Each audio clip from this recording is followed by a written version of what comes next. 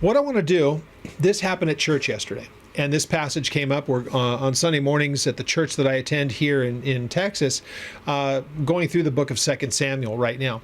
And we come to this part, and I'm familiar with this passage, and I've always loved it because it's a subtle thing. You might miss it. I'm going to read the whole thing, and we'll see if you catch it just in the observational things. I'll go back and highlight why I think it's so important. But the idea that, do we check in with God? What do we find out on and it really, let me make sure I'm careful with this. We should check in with him at all times. There's no question about that. We should be dedicated to him and always seeking him from the smallest to the greatest of things. But yet those things of real monumental importance, things that could really change your life, and things of real great importance, like what cereal should I eat this morning? Probably not a biggie like, what do I do about my job? What do I do about my home? What do I do about my health? What do I do about my relationship? What do I do about my, whatever the case may be? There's some big, big decisions that we will face from time to time. Those kind of things you certainly want to know. Lord, what would you have me to do? I don't want to take a step unless I know that it's what you want me to do. So in a case like that, David had that kind of a situation here. And the idea that we would want to say, I don't want to do anything unless I know for sure that you're with us and you would want us to do this. I don't want to rely on what you did the last time, because that might not necessarily be a great case. Before we read this, I had mentioned another passage. You can go and read it. It was early on when they were coming into the land of Israel, and you're reading the book of Joshua, and you will see that they came to that town Ai. So God had done so many miraculous things. It was clear that he had brought them into the land. They had been successful with everything that they did. Their enemies are delivered into their hands, all that stuff. There's a guy named Achan who takes a plunder from one of the places that God had delivered into their hands, and he took their idols and put them in his tent. Joshua, before they went up against Ai, just said, what did the spies have to say? They basically said, man, we can take care of this thing. We don't even need to pack a lunch. It's no big deal. We'll go wipe them out. They get routed. And then Joshua's like, what happened? God didn't say it this way, but I think the point would have got across, he certainly could have, is like, you should have checked with me first. Did you know? There's a guy named found out it's Achan. He ripped off a bunch of idols, things that shouldn't even be among the people because there would be a value in them, but they're idolatrous things. He's got a bunch of them in his tent. And I wasn't going to go out before you because there is sin in the camp and that shouldn't be there.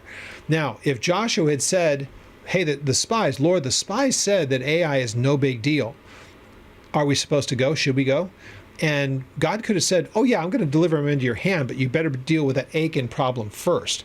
Because if you go and not do that, it's going to fall apart and you're going to see it. It didn't happen the way that it was supposed to. They found out after they had been defeated. So you get the point about we should check in with God before we do these things. Now listen to this. So verse 17 of 2 Samuel 5.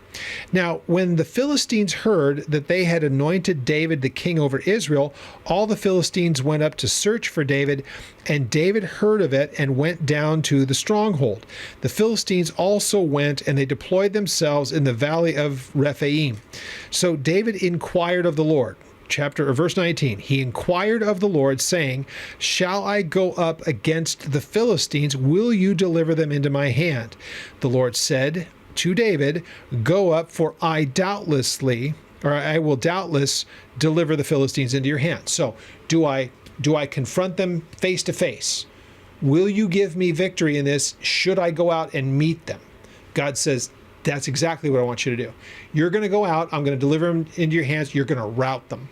So David went to Baal Perazim, and David defeated them there, and he said, let the Lord has broken through my enemies before me like a breakthrough of water. Therefore he called the place Baal Perazim, so that place of breakthrough. So it says in verse 21, and they left their images there, and David and his men carried them away. Verse 22, the Philistines went up once again and deployed themselves in the valley of Rephaim, a different time. Now, if you're David, Philistines are back, same exact place. Let's just go out, see them, we'll defeat them. David does this brilliant thing. Therefore David inquired of the Lord, and he said, we're assuming David asked the same question. David therefore inquired of the Lord, and he said, the Lord said to him, if David followed the exact same pattern, the Philistines are in the valley of Rephaim. Should I go against them? Will you deliver them into my hands? That's implied here. Here's what God said. You shall not go up. Circle around behind them and come up upon them in front of the mulberry trees. And it shall be when you hear the sound of marching of the troops in the mulberry trees, then you shall advance quickly, for then the Lord will go out before you and strike the camp of the Philistines. And David did so as the Lord commanded him, and he drove back the Philistines from Geba as far as Gezer. So exactly the same exact thing. God has an absolutely different way of doing it. Now, here's the interesting thing, and why I think this is so important to us. Had David gone out, would it have been the same result as the first time? Or would it have been more like an AI thing? Hey, you went out and did a major thing as the king of Israel, and you imperiled everyone, but you never asked me what I wanted done. So I don't want you to just think it's the same way every time. I would much rather you come and ask me. And see, we read this and we think, boy, that's a good thing to remember. I should never forget this. To David, imagine him being the king. Man, I am glad that I asked. I will not do anything without asking him again. I've learned this. This is an important thing to do. Doesn't mean I'll always do it, but I undoubtedly, to me, if I can see it, he certainly can. That he asked a question, probably expecting the same answer, because what's he going to expect? Will you deliver them into my hands? No, I'm going to let the Philistines wipe you out. We know that's not going to happen. It's rather, I need the battle plans, Lord. I know that you're going to deliver them into our hands. David's walking rightly before God, clearly, because God gives him the victory. But it was going to be done according to his terms and not because David's some great warrior and great leader of men. Though he was, ultimately still he has to depend on the Lord, because if not, the Lord will not necessarily allow them to be victorious, because they'll step out without knowing what he wants from them. So this is just one of those great examples. As believers, write this down, this passage here, and remember it. It's wonderful. It's such an important thing to remember, that big things really should be taken to the Lord. And I'm probably one who offends like everyone else. We just do things because we think that they're a particular way. But if we could train ourselves to say, I don't want to make decisions unless I know for sure that the Lord wants it done.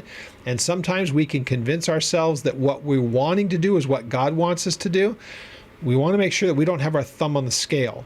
But here, very clearly, he inquires of the Lord. So how did he do that? Through the high priest, through prophet, we're not told. But God gives some very specific instructions. So it's not just like is it a yes or no? And you get a yes or a no. There's detail here. So clearly that was given through some way. And determining what is the will of God, we knew that would be something that would be done inside the breastplate, what they call the Urim and the Thummim, those lights. Was it lights? And there's two different things that are there. But somehow you're able to determine what is God's will. And it can't be a simple yes or no, because look, it's like, no, you're not going to go face to face. You're going to circle around behind them. You're going to wait for me to give you the cue, and that's going to be the sound of marching in the mulberry trees. I mean, that's a lot of detail. So that had to come. We know that God would speak through the prophets that way. There were prophets of his time who were close to him. We're just not told how it all came.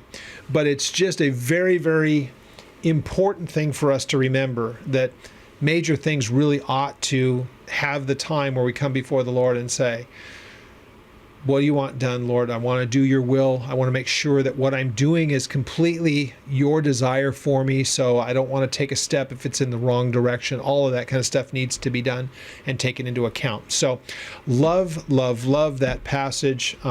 Glad to be able to share it with you. Super, super important that we understand that. So we'll pick up at chapter 10 next week, and we'll be moving on pretty quickly to the Song of Solomon, and then we get into the prophets. So book of Isaiah. Very much looking forward to that. And again, if you have any questions on any of the things that we studied here, want to talk to me about the Israel trip, any of those kind of things, oldpaththeology.net. There is a contact us page, which is a link to our email, and you can send me an email. I'd love to hear from you.